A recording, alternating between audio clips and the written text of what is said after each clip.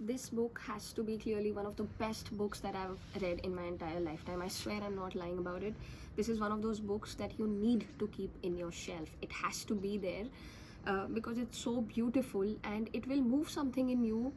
And I swear you don't want to let that go. And also, a friend of mine told me that the book is so beautiful looking. See, I mean, the cover is so beautiful. You need to have it on your shelf. And before I begin, I have given this book 5 on 5 stars. The Covenant of Water is a must read. This book is a generational saga which runs into 3 generations. So it's based in pre-independence India as well as post-independence India. The book is 720 pages long, but trust me, it does not feel that long when you start reading it.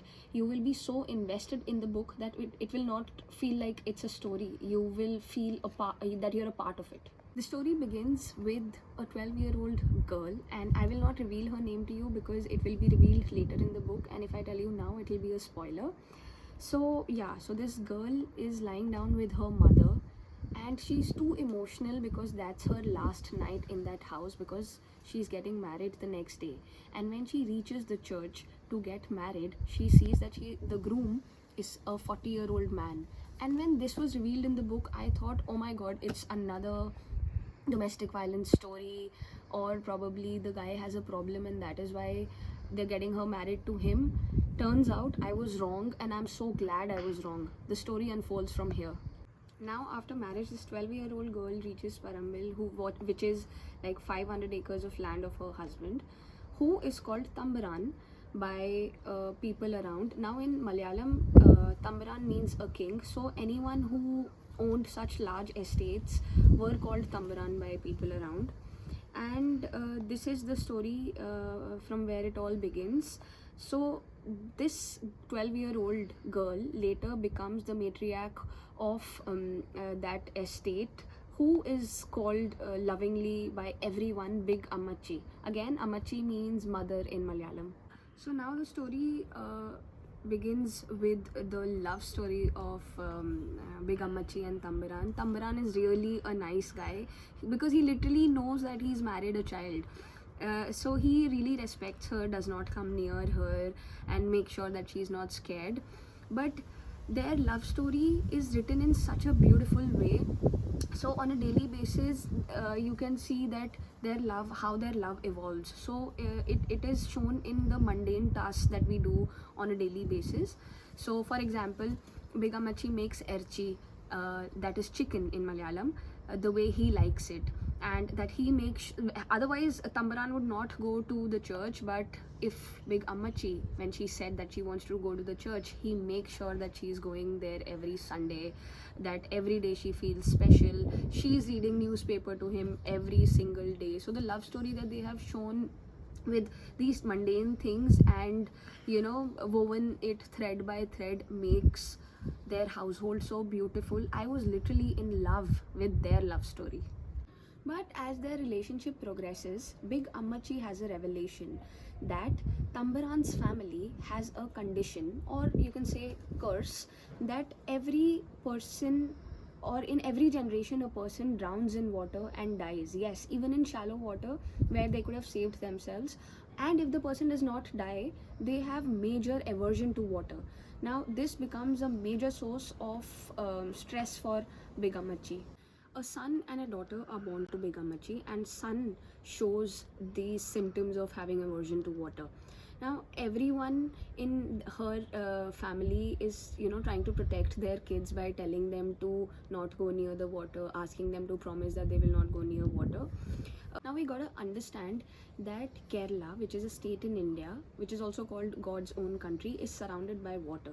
So water is the center of Kerala, and it's very important for the people over there. So much so that for traveling purposes also, to go from one place to the other, people actually go through water.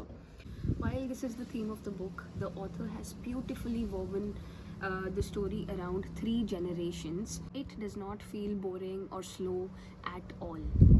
He captures the essence of every character, what they like, what they dislike. Every predicament is shown in the book so beautifully that you would feel that you're talking to the characters, you know them so well. Having said that, let's talk about the writing style of the author. The less I say, the better. What an author the man is. No wonder he was called by Oprah Winfrey to her show to talk about this book. So like I said, the book is 720 pages long, but it does not feel slow at all. Every character, every word, every sentence, every chapter will speak to you. It is so connected. It is that you will feel that everything is just happening in front of your eyes. To write like this is a marvel. It's phenomenal. I have hardly come across books that I speak so highly of. One of the other books that made me feel exactly the same way was on An Orchestra of Minorities by Chigozie Obioma. But yeah, let's not drift away from this book. So talking about the condition, does it get resolved? Does it get better? How? Why? Does it really happen? I don't want to spoil it for you.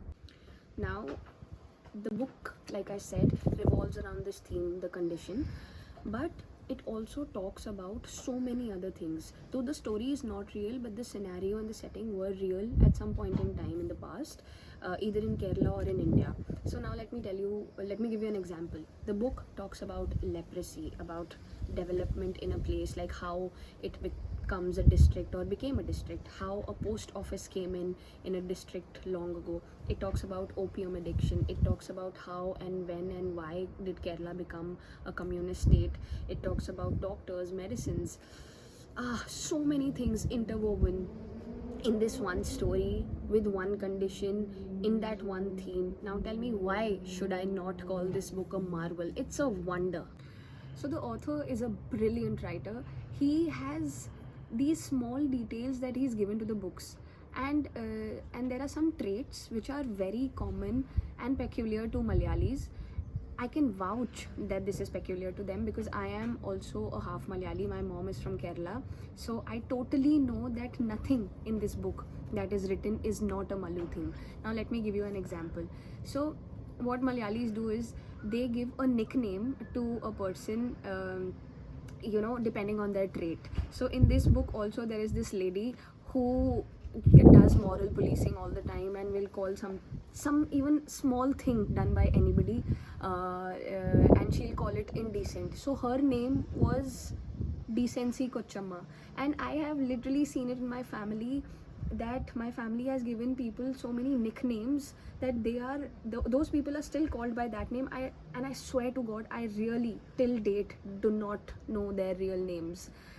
Another example is Baby is such a common name, or was such a common name back then in Kerala. I'm not too sure if it is even now.